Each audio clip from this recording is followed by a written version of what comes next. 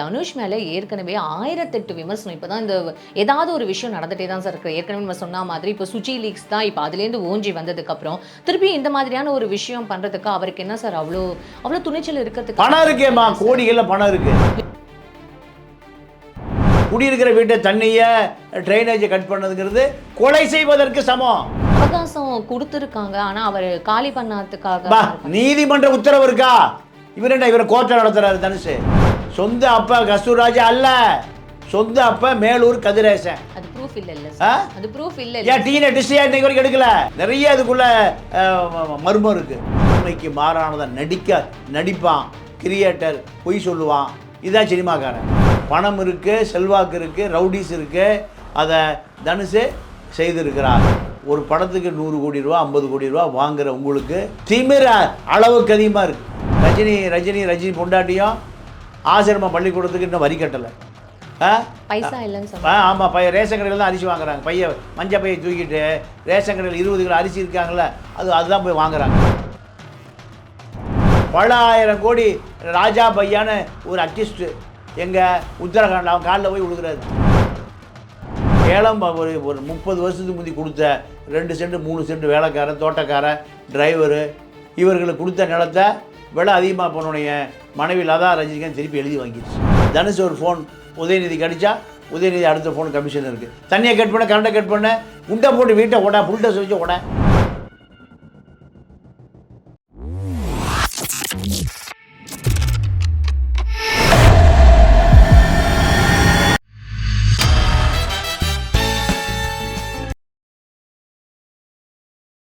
வணக்கம் நேர்களே, இது பிபிடி சினிமா. இன்னைக்கு நம்மளோட தமிழா பாண்டியன் சார் இருக்காரு. அவர்கிட்ட சினிமா நிகழ்வுகள் பற்றி கேட்டு தெரிஞ்சுக்க போகிறோம். நிகழ்ச்சிக்கு போகலாம். சார் வணக்கம். எப்படி சார் இருக்கீங்க? நல்லா இருக்கேன். ஓகே, இப்போ நம்ம பரபரப்பாக இப்போ இது பேசப்படுதோ இல்லையோ, ஏன்னா ஒரு பக்கம் அரசியல் இருந்தாலும் இன்னொரு பக்கம் சினிமாவில் ஒரு சில விஷயங்கள் நடந்துட்டு தான் சார் இருக்குது. அது முக்கியமாக தனுஷ் அப்படின்னு பேசினாலே ஏதாவது ஒரு குழப்பம், இல்லை அவரை சுற்றி ஏதாவது ஒரு பிரச்சனை சுற்றிக்கிட்டே இருக்கா, அவரே கிரியேட் பண்ணிக்கிறாரா, இல்லை அவரை சுற்றி தான் பிரச்சனை வருதான்றது புரியல சார். ஒன்று அவர், அப்படி இல்லைன்னா ரஜினி அவங்களோட ஃபேமிலி, அந்த மாதிரி தான் சார் இருக்குது. ரஜினி சார் அவங்களோட ஃபேமிலி. இப்போ என்னன்னா, தனுஷ் அவரோட வீடு கட்டினார் போயஸ் கார்டனில். அது மிக பிரம்மாண்டமாக இதுவும் பண்ணார், ஹவுஸ் வார்மிங்கும் பண்ணார், தெரியும் நமக்கு. அவருக்கு பக்கத்தில் இருக்கிற வீட்டை அவர் வாங்கியிருக்காரு சார். அந்த வீட்டில் இருக்கிறவரை காலி பண்ண சொல்லியிருக்காரு. அந்த வீட்டில் இருக்கிறவங்க காலி பண்ண சொல்கிறதுக்கு டைம் அவகாசமாவது கொடுக்கணும். ஆனால் இவர் அவகாசமும் கொடுக்காத மாதிரி தெரியுது. அவகாசம் கொடுக்காம அவங்க வீட்டில் இருக்கிறவங்க போய் மிரட்டியிருக்கிறதாவும் ஒரு படித்தோம் சார். அது மட்டும் இல்லாமல் தண்ணி, கரண்ட்டு இதெல்லாம் சினிமாவில் வரா மாதிரி, ஒரு சினிமாவில் நடிக்கிறதுனால சினிமாவில் வரா மாதிரி அதுலேயும் வர கட் பண்ணி வச்சு இது மாதிரிலாம் பண்ணியிருக்கிறதா பார்க்குறோம் சார். இது ஏன் சார் அவங்க ஃபேமிலிக்கு இந்த மாதிரி? ஏன்னா அவங்க முன்னாள் மாமியாரான லதா ரஜினிகாந்த் மேடம் பற்றி நம்ம கேள்விப்பட்டிருக்கோம். ஏன்னா ஒரு இடத்த இது பண்ணிவிட்டு அதுக்கு பைசா பே பண்ணுறதுக்கு கூட என்கிட்ட இல்லவே இல்லை, பைசாவே இல்லை அப்படின்னு சொல்லிட்டு போய் கோர்ட்டில் சொன்னவங்க. என்னதான் சார் நடக்குது அங்கே? இல்லை, தனுஷை பொறுத்த வரைக்கும் ரஜினியுடைய மருமகன் என்கின்ற அந்த பெயர் இப்போ அவரிடமிருந்து பறிபோய் விட்டது. ஐஸ்வர்யா விவாகரத்து நீதிமன்றத்தில் நிலுவையில் இருக்குது. இந்த நேரத்தில் தனுஷ் சினிமா வாய்ப்பு இல்லை. ஏன்னா தனுஷுக்கு சினிமா வாய்ப்பை கொடுக்கக்கூடிய கம்பெனிகளுக்கு லதா ரஜினிகாந்தே ஃபோன் பண்ணி அந்த வாய்ப்பை கொடுக்காதீங்கன்னு சொல்லுதுன்னு சினிமா துறையில் தகவல் இருக்குது. தன்னுடைய மருமகன், முன்னாள் மருமகன் பழி வாங்கியே தீரணும். தன்னுடைய மகளுடைய வாழ்க்கை வீட்டுக்கு வந்துருச்சு, வாழா வெட்டியே வீட்டுக்கு வந்துருச்சு. இனி அதுக்கு ஒரு கல்யாணம் இனி பண்ண முடியாது. பையன் 20 வயசு அப்போ ஆயிடுச்சு. அப்போது தன்னுடைய மகளினுடைய வாழ்வு பூஜ்ஜியமானதுக்கு காரணம் இந்த தனுஷ் தான். அதனால் தனுஷ் மீது தீராத கோபம் மாமியாருக்கும் மாமனாருக்கும் இருக்குது. ஆனால் மாமனார் அதை வெளிக்காட்டி கொள்ளுவதில்லை, ஆனால் மாமியார் அதை வெளிக்காட்டி கொள்ளுகிறார்கள். தனுஷ் எந்த படத்துக்கு ஒப்பந்தம் பண்ணாலும் சரி, அந்த கம்பெனிக்கு அந்த அம்மாவை கூப்பிட்டு பேசுது. பண்ண முடியுமா சார்? அப்படிலாம் பாடம் பண்ண முடியும், பண்ண முடியாமல் என்ன? இந்த நாட்டில் எதை வேண்டுமானாலும் பண்ண முடியும். இந்த இந்தியாவில் பணம் இருந்தால் எதை வேண்டுமானாலும் பண்ண முடியும். இப்போ தனுஷ் அந்த மார்வாடி வீட்டை அடித்து காலி பண்ணியிருக்காரு, எப்படி எப்படி முடிஞ்சது அது? அப்ப சமரசம் பண்ணியிருக்காங்களே, கோர்ட்டுக்கு போகாமையே சமரசம் பண்ணியிருக்காங்க. குத்தி கொலை பண்ணி ஆள் செத்து போயிட்டானா கோர்ட்டை போய் சமரசம் தெரியாமல் குத்திட்டானா அந்த வழக்கு சமரசம் ஆயிருமா? குடியிருக்கிற வீட்டை தண்ணியை ட்ரைனேஜை கட் பண்ணதுங்கிறது கொலை செய்வதற்கு சமம். ஒரு வீட்டில் ஒரு குழந்தை குட்டி ஆண் பெண் வயதானவர் இப்படி அவ்வளோ பேர் இருந்திருப்பாங்க. தண்ணியும் மின்சாரத்தையும் கட் பண்ணால் அதுக்கு என்ன பேர்? அப்படி கட் பண்ண முடியுமா? அதிகாரிகள் காசை தூக்கி மூஞ்சியில் எரிஞ்சால் அவன் கட் பண்ணுறான். அந்த அதிகாரினால சிறையில் போட்டிருக்கணும். தண்ணியை கட் பண்ண நீதிமன்ற ஆணை இல்லாமல் எந்த குடியிருக்கிற வீட்டில் தண்ணியும் கரண்டையும் ட்ரைனேஜையும் கட் பண்ணக்கூடாது. அவகாசம் கொடுத்துருக்காங்க, ஆனால் அவர் காலி பண்ணாததுக்காக நீதிமன்ற உத்தரவு இருக்கா? இவரை கோர்ட்டை நடத்துறாரு தனுஷ். பெற்ற அப்பனை மறைச்சி வச்சுட்டு அப்பன் கதிரேசன் சொந்த ஊர் மேலூர். சொந்த அப்பா கஸ்தூர்ராஜா அல்ல, சொந்த அப்பா மேலூர் கதிரேசன். அது ப்ரூஃப் இல்ல சார், அது ப்ரூஃப் இல்ல. ஏன் டிஎன்ஏ டெஸ்ட் இன்னைக்கு வரைக்கும் எடுக்கல? எடுத்துருக்கணுமா இல்லையா?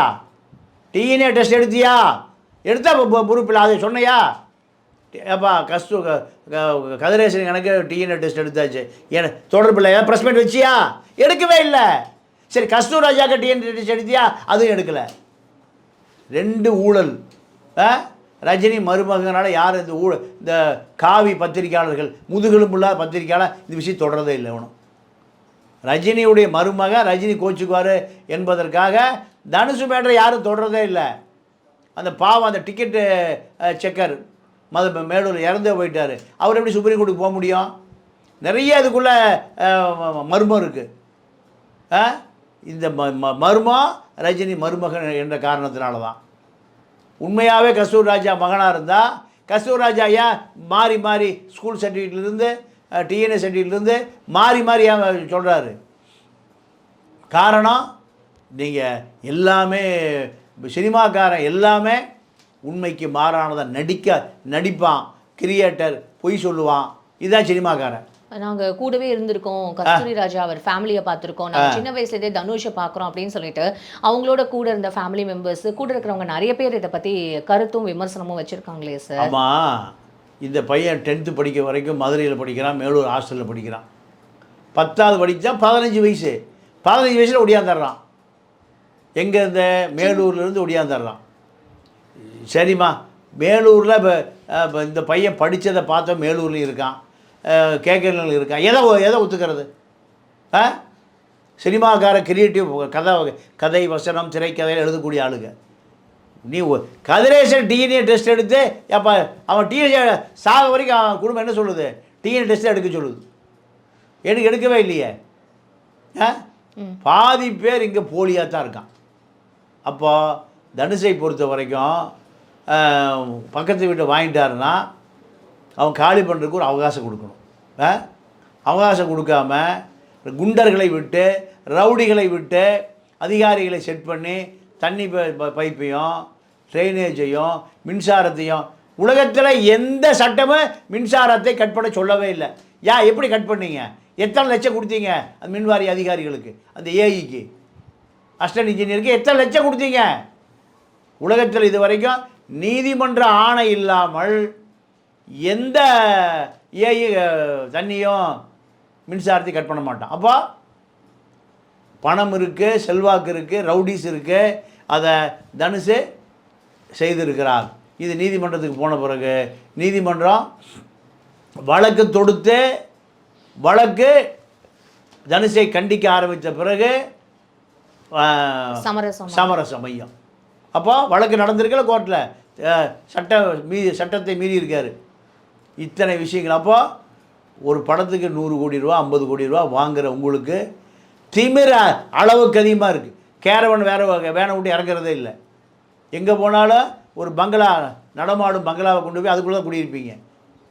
உங்களுடைய வாழ்க்கை நட்சத்திர வாழ்க்கை, 5 நட்சத்திர வாழ்க்கை. ஏழை பாட வியர்வை நாற்று அடிக்கிறவன் டிக்கெட் 1000 ரூபாய்க்கு வாங்குறான், 1500 ரூபாய்க்கு வாங்குறான். உங்களுக்கு கோடிகளில் சம்பளம். என்னையா உழைப்பு கோடிகளுக்கு சம்பளம்? இந்த நாட்டில் முதலமைச்சருக்கே லட்சக்கணக்காக தான் சம்பளம். பிரதமருக்கே லட்சக்கணக்காக தான் சம்பளம். உங்களுக்கு என்ன கோடியில் சம்பளம்? எவ்வளோ எவ்வளோ வரி கட்டுறீங்க? எவ்வளோ வரியை ஏமாத்துறீங்க? வரி ஏய்ப்பு தான் இவர்களுடைய தொழில். சார் இது தனுஷ் மேலே ஏற்கனவே 1008 விமர்சனம். இப்போ தான் இந்த ஏதாவது ஒரு விஷயம் நடந்துகிட்டே தான் சார் இருக்குது. ஏற்கனவே நம்ம சொன்ன மாதிரி இப்போ சுச்சி லீக்ஸ் தான் இப்போ அதுலேருந்து ஓஞ்சி வந்ததுக்கப்புறம் திருப்பி இந்த மாதிரியான ஒரு விஷயம் பண்ணுறதுக்கு அவருக்கு என்ன சார் அவ்வளோ அவ்வளோ துணிச்சல் இருக்கிறதுக்கு? பணம் இருக்கேம்மா, கோடிகளில் பணம் இருக்கு. விமர்சனம் அவர் மேலே வந்து அவருடைய கெரியர் போயிடும் பயம் அவருக்கு இருக்கு. இங்கே என் முட்டா பயிலுக்கு எல்லாம் சினிமா பார்க்க தான் செய்வான். இவன் தான் முதலமைச்சரே கோடம்பாக்கத்தில் போய் தேடுறானே. கோடம்பாக்கத்தில் தான் முதலமைச்சரே வேணும்னு போய் நிற்கிறவனை போய் என்ன பண்ணுவீங்க? மக்களை மதிக்கிறதே இல்லை. ஏன் சார் எம்ஜிஆர் அவர் வரலையா சார்? ஒரு எம்ஜிஆர் தான். நிறைய எம்ஜிஆர், கருப்பு எம்ஜிஆர், வெள்ளை எம்ஜிஆர், மஞ்சள் எம்ஜிஆர், அப்படிலாம் எம்ஜிஆர் கிடையாது. ஏன் சார் அங்கே ஆந்திராவில் வந்து என்டிஆர் அவர் வரலையா சார்? என்டிஆர் அவர் வரலையா சார்? என்டிஆர் எம்ஜிஆர் 2 பேரோட கதை முடிஞ்சு என்டிஆரை கடைசியாக கட்சி கையை விட்டு போய் பாஸ்கர் ராவ்ட்ட கட்சியை காப்பாற்ற முடியாமல், கடைசியில் மருமகோட கட்சியை காப்பாற்ற முடியாமல் 2வது லட்சுமி பார்வதியோடு செத்து போயிட்டார். எம்ஜிஆர் அப்படி இல்லை, கடைசி வரைக்கும் இருந்தார். அவர் பிரபாகருக்கு அள்ளி கொடுத்ததே பல கோடி. அப்படி ஒரே ஒரு ஆள் தான், ஒரே ஒரு எம்ஜிஆர் தான். எம்ஜிஆர் 5 முதலமைச்சர்களை உருவாக்கினார். அண்ணாவை உருவாக்கினார், கருணாநிதி உருவாக்கினார், ஜெயலலிதா உருவாக்கினார், எடப்பாடி உருவாக்கினார், ஓபிஎஸ் உருவாக்கினார். எம்ஜிஆர் தானே? கருணாநிதி உருவாக்கினார். இதுதான் எம்ஜிஆர். ஆனால் சினிமாவில் வேணால் இவர்களெல்லாம் முதலமைச்சர் உருவாக்குவாங்க. எம்ஜிஆர் உயிரோடு இருந்தால் ஒரு அதிபரையும் உருவாக்கியிருப்பார். ஒரு நாட்டினுடைய ஜனாதிபதி, பிரதமரை உருவாக்கி, பிரபாகரனை தமிழகத்தினுடைய அதிபராக ஆக்கியிருப்பார். காலம் அவரை எடுத்துக்கொண்டது. ஆக இந்த சினிமாக்கார பயலுக்கு பூரா மோசடித்தனமான ஆட்கள். ரஜினி பொண்டாட்டியும் ஆசிரமம் பள்ளிக்கூடத்துக்கு இன்னும் வரி கட்டலை. பைசா இல்லைன்னு சொன்னா. ஆமாம், ரேஷன் கடையில் தான் அரிசி வாங்குறாங்க. மஞ்சள் பையை தூக்கிட்டு ரேஷன் கடையில் 20 கிலோ அரிசி இருக்காங்களே, அதுதான் போய் வாங்குறாங்க. பல ஆயிரம் கோடி ராஜா பையான்னு ஒரு ஆர்டிஸ்ட்டு எங்கள் உத்தரகாண்டில் அவன் காலில் போய் விழுகிறாரு. யோகி ஆதித்யநாத் காலில் போய் விழுகிறாரு. ஏன்? அங்கெல்லாம் நிலக்கரி சுரங்க இன்வெஸ்ட்மெண்ட் பண்ணியிருக்காரு. அப்போது ரவுடி காலில் விழுகிற ரஜினி ஒரு மிகப்பெரிய பணம் பல ஆயிரம் கோடியை பாதுகாப்பதற்கு அவருக்கு இந்த அரசியல் அதிகார மையம் தேவைப்படுகிறது. இதுதான் அவருடைய கேரக்டரு. கேளம்பாக்கம் பண்ணை வீட்டில் ஒரு 30 வருஷத்துக்கு முந்தி கொடுத்த 2 சென்ட் 3 சென்ட் வேலைக்காரன், தோட்டக்காரன், டிரைவரு இவர்களுக்கு கொடுத்த நிலத்தை விலை அதிகமாக போனோடைய மனைவி லதா ரஜினிகாந்த் திருப்பி எழுதி வாங்கிடுச்சு. உண்மையாலே விசாரிங்க. அப்போ இவர்கள் நடித்த படத்தை தான் ரசிகன் பூரா பார்க்குறான். ரஜினி கட்சி ஆரம்பித்தார்னா முதலமைச்சராக அண்ணாமலையும் முதலமைச்சராக வந்தார். அண்ணாமலை ரஜினி கட்சி முதலமைச்சராக தான் அங்கே சஸ்பெண்ட் ஆகி இங்கே வர்றாரு. விஆர்எஸ் கொடுத்துட்டு வர்றாரு ரஜினி கட்சியில். தமிழறி மணியை ஒரு முதலமைச்சர். அப்போ தமிழறி மணியை ரஜினி கட்சியில் ஒரு முதலமைச்சர். ரவீந்திர துரைசாமி பாண்டே எல்லாம் அறிவிக்கப்படாத கட்சி எல்லாம் முதலமைச்சருக்கு. சரி, இவங்கெல்லாம் அதை சார்ந்து பேசுறதுனால நம்ம அப்படி இது பண்ண முடியாதுல்ல. சரி சார், எப்படி கட்சி ஆரம்பிச்சு அவங்க தான், இவங்க தான் முதலமைச்சர். அதான் சார், பொறுத்திருந்து தான் சார் பார்க்கணும் இப்போ இருக்கிற. ஏன்னா இப்போ இந்த தனுஷ் அவரோட பிரச்சனை தொடர்ந்து ஏதாவது ஒரு சிக்கல், ஒவ்வொரு மாசமும் ஏதோ ஒரு சிக்கல்ல மாட்டிக்கிற மாதிரியே தெரியுதுல்ல சார். அதனால தான் அதை பற்றி கேட்டோம். இவர்களுக்கு பின்னணியில் அரசியல்வாதிகள் ஒரு ஃபோனை போட்டு சொன்னால் அவன் கூப்பிட்டு டிசிக்கு, ஏசிக்கோ, கார்பரேஷன் கமிஷனருக்கோ அடுத்த ஒரு ஃபோனு, அங்கே ஒரு ஃபோன், ஏழை பாலன் பெட்டிஷன் கொடுத்துட்டு மாதக்கணக்காக அலையிறான். ஒன்றும் நடக்க மாட்டேங்குது. ரேஷன் கார்டுக்கு 100 வளையிறான்.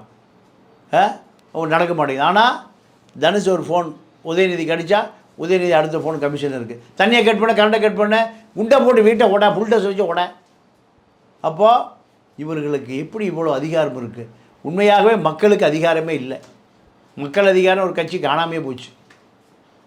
இவர்களை பொறுத்த வரைக்கும் பணத்திமிரு, அளவுக்கு அதிகமான கோடிகளில் சம்பளம், இதுதான் இவர்களை ஒரு பெரிய ஒரு கரிஸ்மாட்டிக் லீடராக பிம்பத்தை ஏற்படுத்தி வச்சுருக்காங்க. மனிதாபிமானமே இல்லாத மனிதர்கள், இதயத்தில் ஈரமே இல்லாத மனிதர்கள் தான் இவர்கள் பூரா.